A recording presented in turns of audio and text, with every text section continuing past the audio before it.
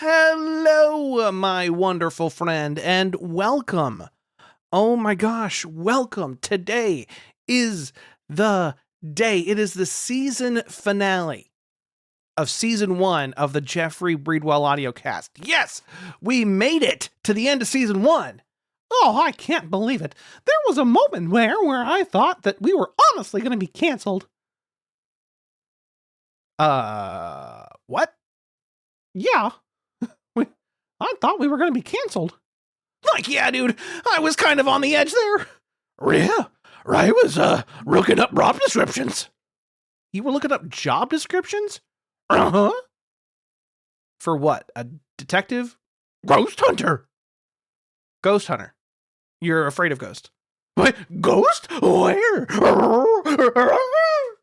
There's not a ghost, Scoob. I got Scooby's neck. Ruby neck?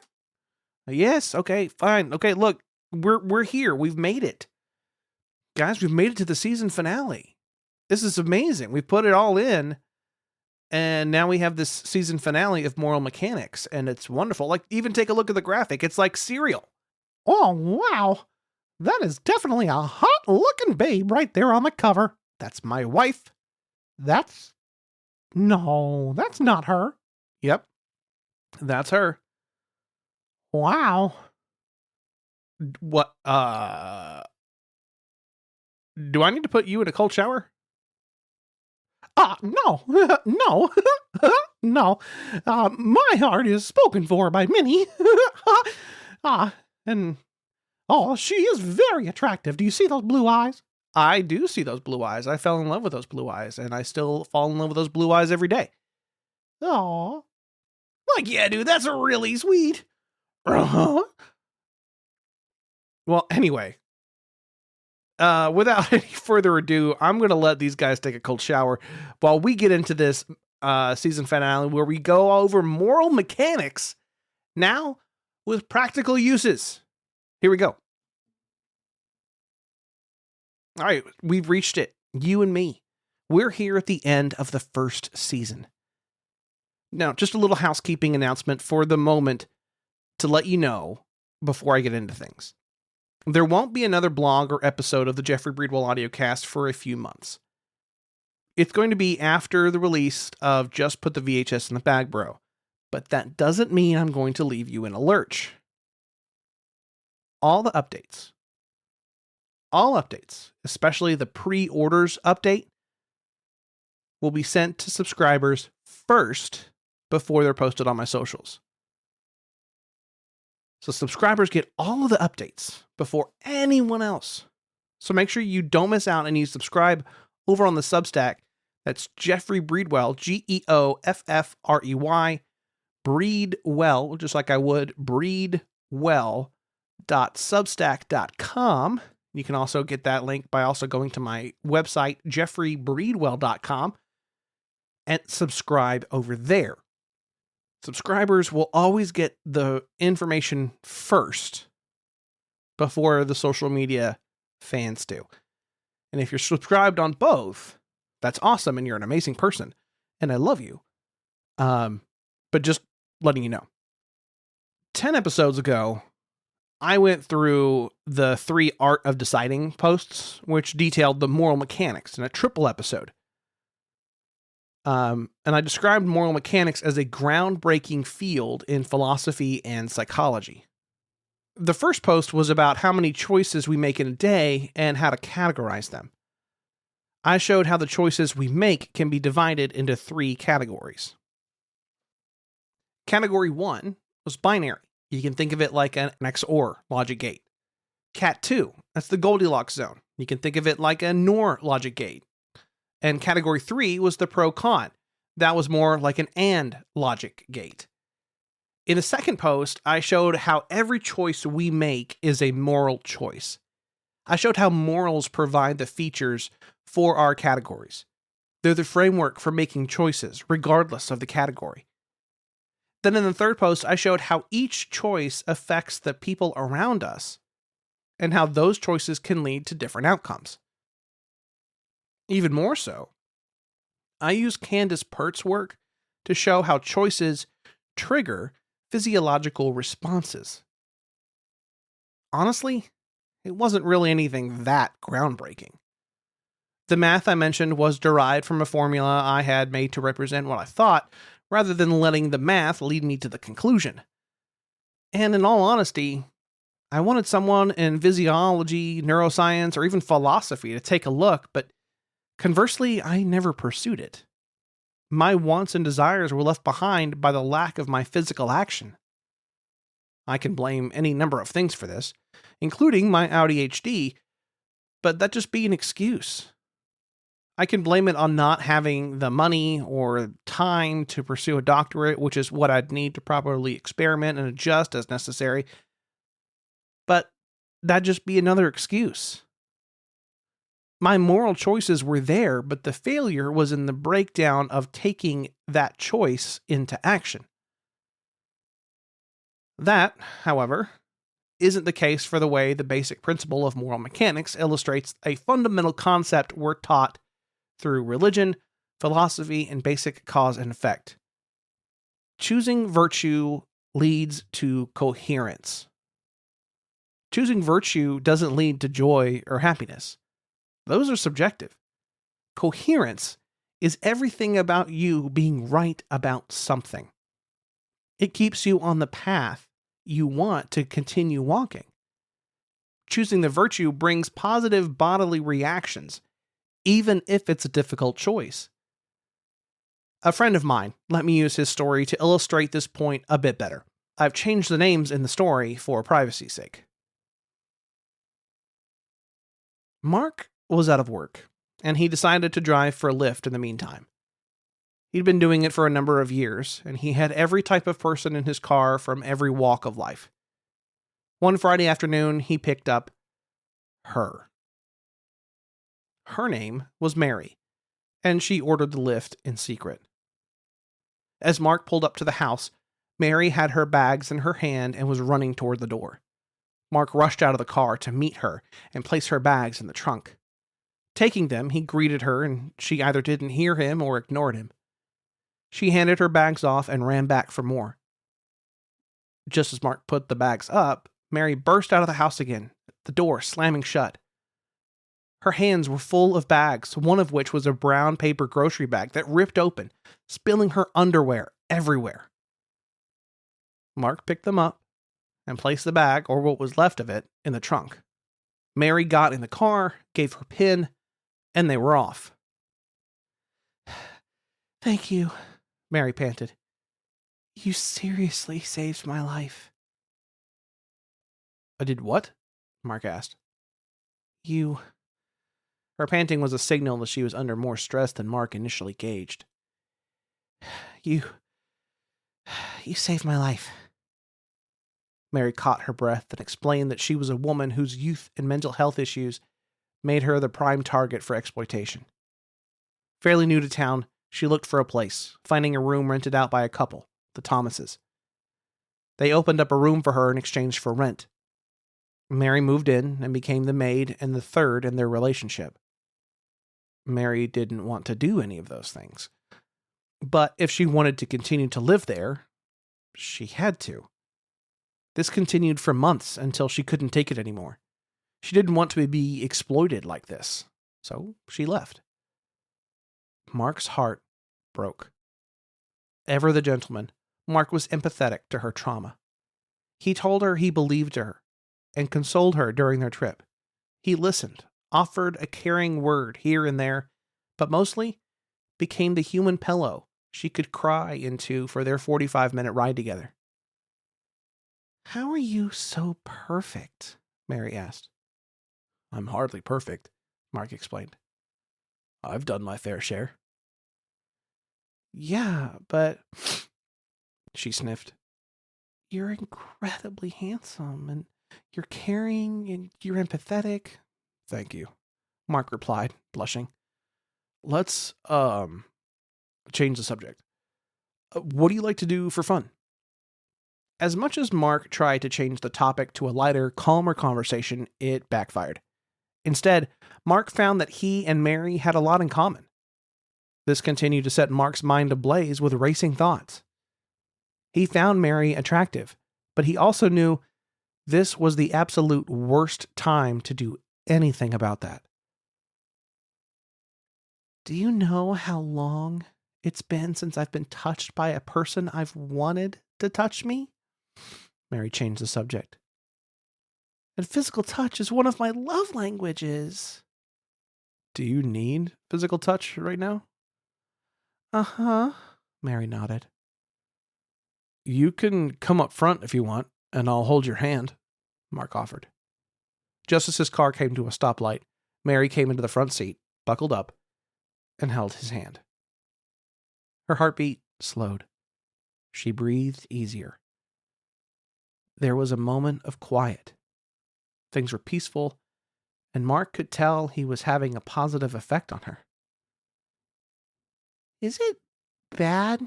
I want to tell you to just pull over so I can give you like a blowjob or something?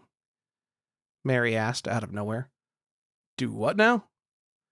Sorry, Mary retreated. That was wrong. It was too forward. I'm sorry. It's okay, Mark reassured her. I get it. I do. You're in a vulnerable spot right now, and all you want to do is pay me back for being nice, right? She nodded. Love shouldn't have conditions, Mark explained. I'm treating you with the same love I'd want to be loved with. I'm treating you like a human. You're so perfect, she said. Mark thanked her again, and the two traveled in silence. As they neared her destination, she confessed that it was a transition house. It was somewhere closer to what she knew. She needed a place like this. When they turned into the subdivision where her destination lay, she exhaled. This feels like home. She then burst into tears when they arrived. Mark couldn't let her just get out of the car like that. He wasn't one to abandon a lady in tears when he had the ability to help her. With her approval, he ended the ride, went offline, and pulled forward to the next street over to park. No one has ever been this nice to me, she confessed, stiffly. I'm afraid I won't see you again. Well, Mark wasn't sure how to say it. Life is full of possibilities. You never know what's going to happen. The most important part for you right now is for you to get back on your feet. Then life will get better. She nodded, wiping her tears away. So, no sex? It's not like people want to fuck the Lyft driver, Mark quipped. I do, she said. Mark exhaled in deep thought. Wasn't like he had a wife to go home to. He was struggling to find someone, but at this moment, Mary was vulnerable. She wasn't in her right mind. Mark wanted Mary. He wanted to give her what she wanted, but in that moment, everything inside him was telling him no. He told her all of this. She didn't cry. She understood. He drove her back to her destination, where he helped her in with her bags. He made sure she was in good hands. Mary hugged and thanked him when he left. She wanted a kiss. Her body begged for it, and Mark felt the same. He wanted to kiss her, but he couldn't. Even that wouldn't be right in this moment. As Mark drove away, he looked back to see Mary walking back with one of her new roommates, starting her new life. She didn't look back, but he did. When Mark told me this story, he was telling me about Mary and getting my opinion on whether or not he did the morally right thing. He confessed that he couldn't get her out of his head for months. She was the first person in a long time to say any of those words and want him sexually, and he turned it down. Everything in Mark's mind was questioning his actions that day. I agree with his actions that day. He became the hero in her life, and much like Mary Jane initially loved Spider-Man for saving her life, this is based on a psychological phenomenon.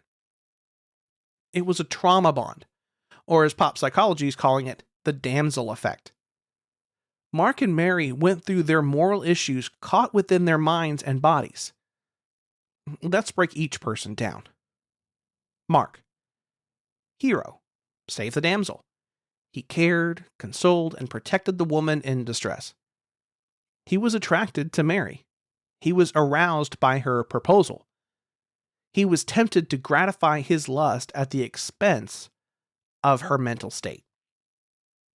Mary. Damsel. Saved by the hero. She desired everything Mark provided. She was attracted to Mark, she felt love, and misinterpreted it as romance. Her mind was fragmented by fear, and it desperately wanted resolution in the nearest thing. In this case, Mark. Mark's choice was a category 3. There were pros and cons, and in this state, the choice was between temperance and lust. Mark's categorical choice was simpler because he arrived free from the immediate trauma. Mary's choice was a category 3, but it wasn't clean. Her con was overloaded with trauma, where it's drowning in the weight. So, when temperance is presented, she initially sees it as love and latches onto it. Jeff, you didn't shut your phone off again. Dadgummit, I knew I forgot something. Hang on. Early voting is happening now. Shut up. All right, here we go. Her choice between temperance and lust became a rock up a mountain to get through. Wait. That wasn't that choice. You told it wrong. Huh? Wait. What's going on? Who said that? Wait, Lucifer? Are you breaking into your audio cast in your studio to pay you another visit? Guilty!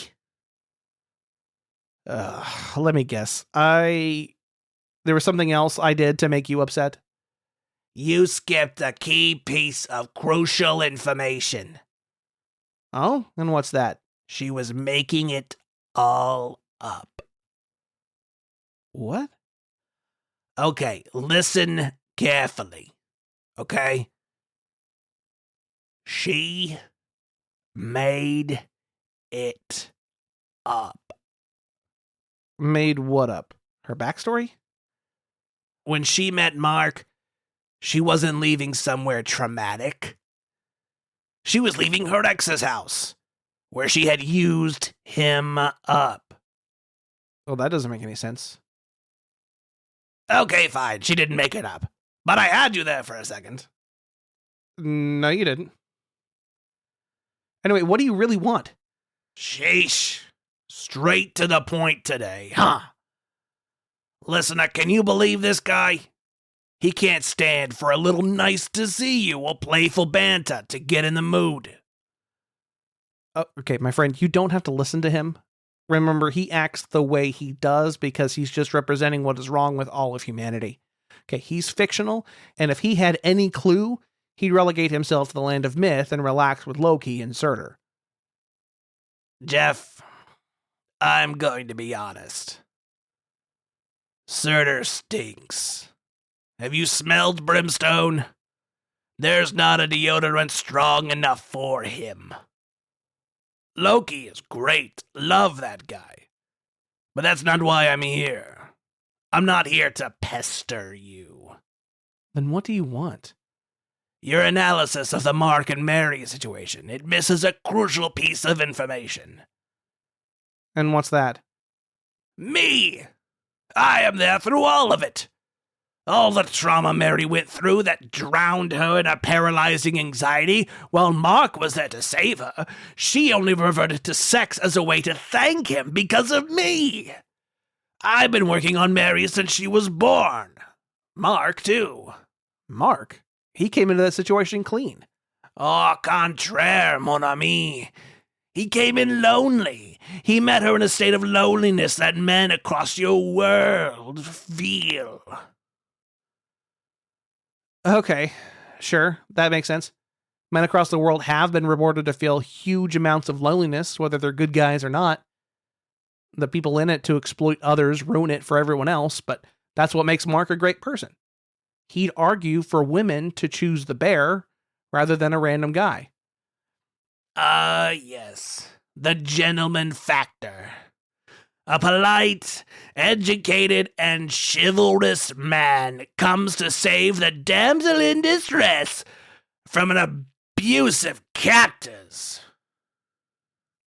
He rides in on his lift so gallant and cavalier, like a knight in an SUV. Don't make me sick. Mark is just like every other guy on this planet. His desires are no more pure than those of any other human. Mark was in the right place at the right time, and honestly, his choice was self-defeating. He was wrong.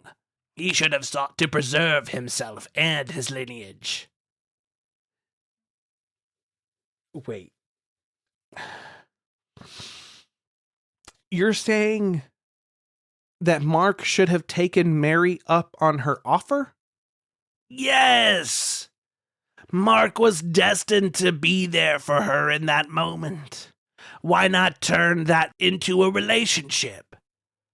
Why not allow the two of them to fall in love, spurred by a meaning ripped from the pages of the classical fantasy stories? Even the most chivalrous of knights would have done the same thing in their time. Ho, ho, ho, ho!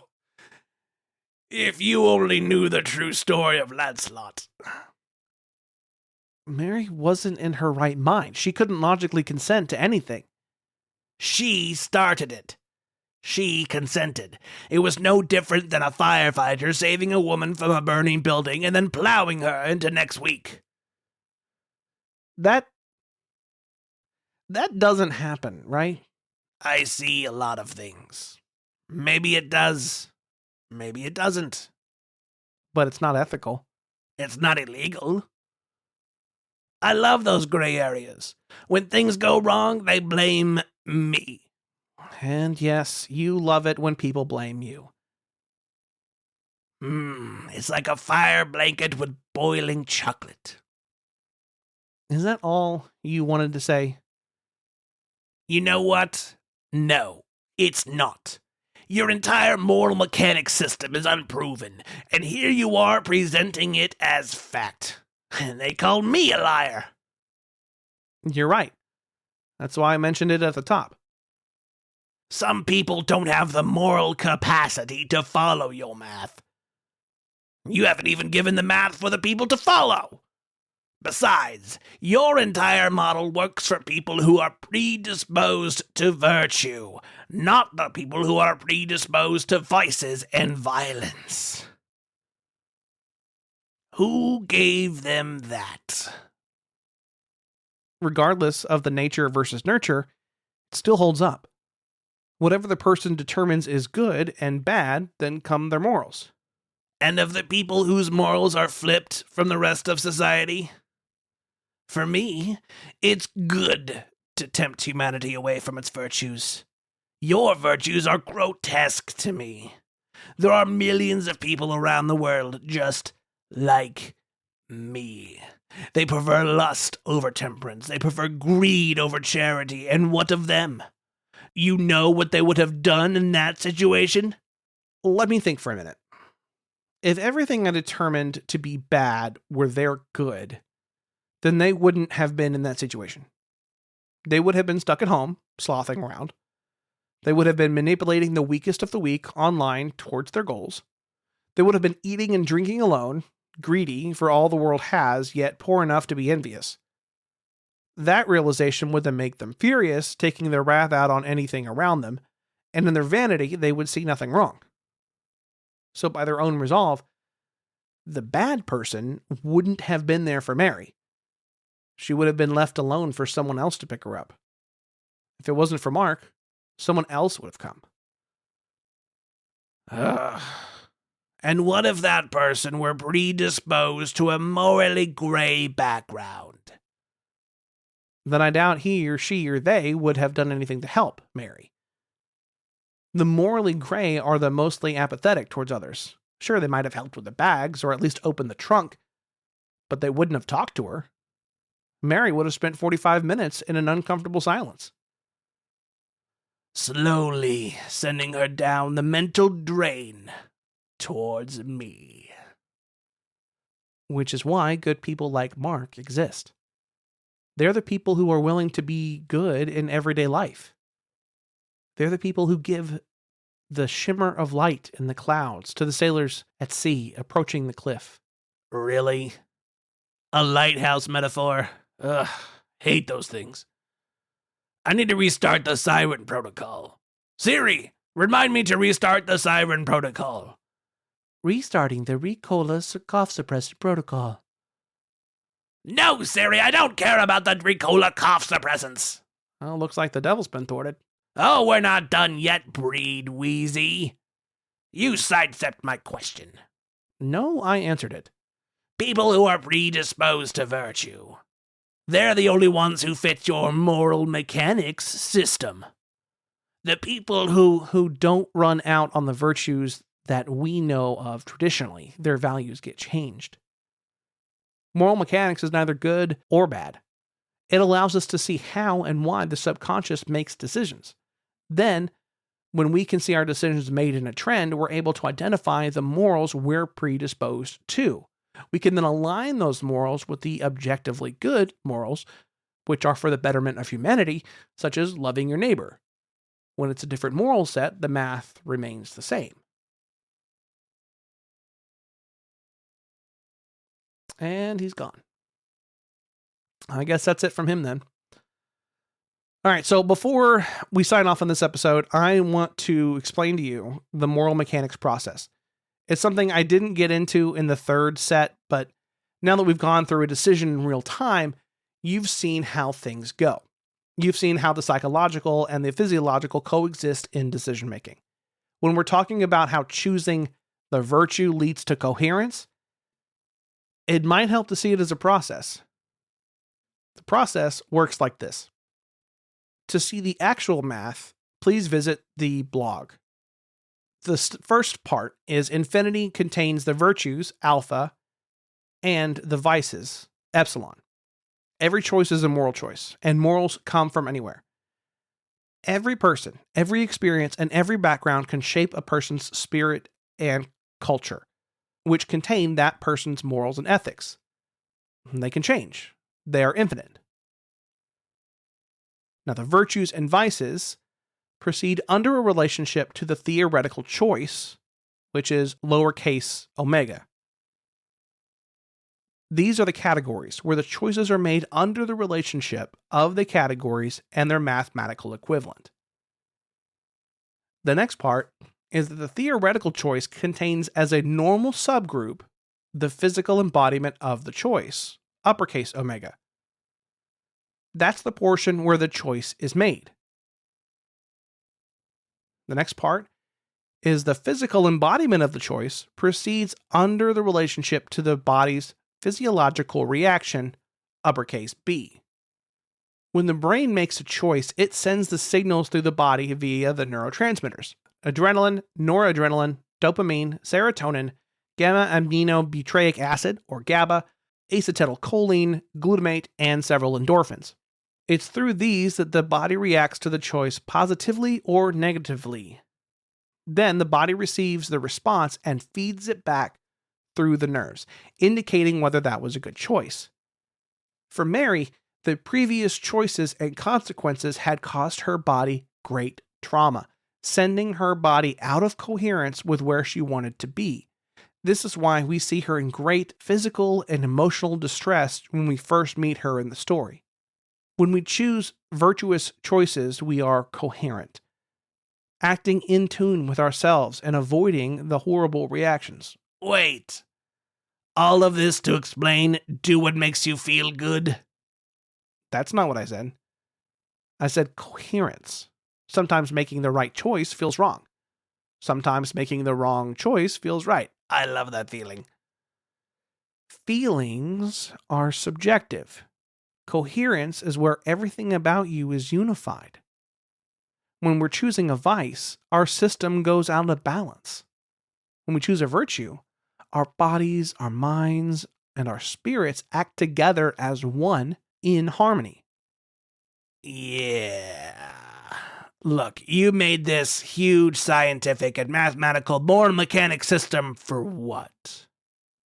You can't prove it. And even if you could prove it, it's not like people would listen. They do what makes them feel good. And that's where I live. I want to make you feel good now, and anything that does can't be wrong. Sure. Tell that to anyone who's ever had an STD. So who do you think was right? Me. Not you. I'm speaking to the listener now.